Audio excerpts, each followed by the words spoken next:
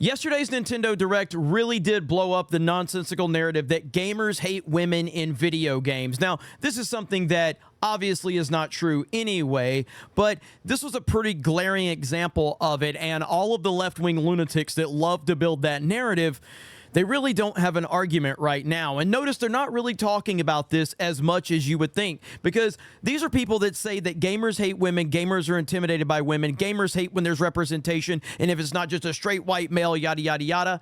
Yesterday, we get the announcement of The Legend of Zelda Echoes of Wisdom. That is the new Legend of Zelda video game, and guess who it's starring? Princess Zelda. That is right. Zelda will be the main character in this video game, and no one is upset about it. No one. As Grum says right here, it's so funny how wokies and cancel pigs are demanding we get mad at Zelda Echoes of Wisdom. Most gamers are super excited to play. It's as if the gamers hate women narrative was a lie all along. Oh, also, we're getting another woman lead in Metroid, and we love that too. Make good games with good characters. We don't care about their gender. That is 1000% accurate. Obviously, this game does look very good. I'm looking forward to it. It's definitely got the right type of art style for this, and I think that it's going to be good. I watched the trailer, and of course, just because we're in current day, I see it and I'm like, oh man, because Nintendo of America is not innocent. They've had some issues with localizers and things like that. But I saw this trailer and at first I was like, oh god, what are we doing? What are we doing? But you watch it, and it looks really good. The game looks genuinely good. And I think it's good that we are getting the perspective of Zelda as a playable character. And I think a lot of people have been wanting that for a long time. And it doesn't look like they're trying to degrade Link or anything like that. I don't think that's going to happen. Now, we also got the announcement of Metroid Prime 4, which obviously everyone has been waiting for this. And Samus is not a character that gets mentioned a lot when you're talking about the identity politics crowd, because of course they can't build a fake victim narrative around that, because Samus is one of the most respected and popular video game characters of all time. I guess popularity might be debatable. Definitely one of the most respected. Metroid's not one of the most popular franchises, shockingly enough. I mean, my favorite game in the last several years is Metroid Dread on the Nintendo Switch.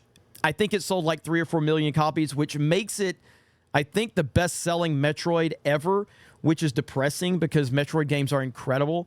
But Metroid Prime 4 was announced, and again, no one complaining about female representation in this game, because gamers don't actually have a problem with that. They never have, and they never will. They do have a problem with forced agendas and forced identity politics, which is what the majority of female characters have been. Not all, but a majority. You have characters like Lara Croft that people have loved over the years. No one had a problem with the Tomb Raider games.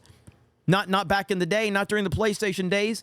No one had a problem with Tomb Raider. No one had a problem with Samus. No one's had a problem with female characters in general. It's not until they have been weaponized over and over again by the video game industry, because activists have hijacked all of these properties in the entertainment world, and they have decided gamers are toxic, gamers are sexist, gamers are racist, and we have to tell them that they can't reject representation. But in reality, there's never been a problem with representation.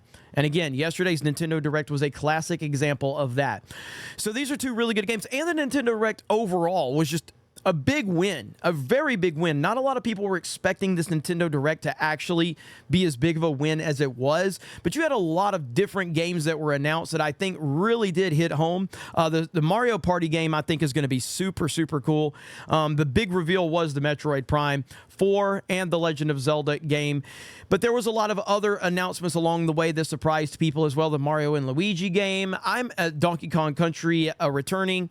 I'm really excited about that. So we're going to see how the next year is going to be for Nintendo, because obviously the Nintendo Switch 2, or the successor to the Nintendo Switch, is out there. No one really knows exactly what Nintendo's going to do, including Nintendo probably.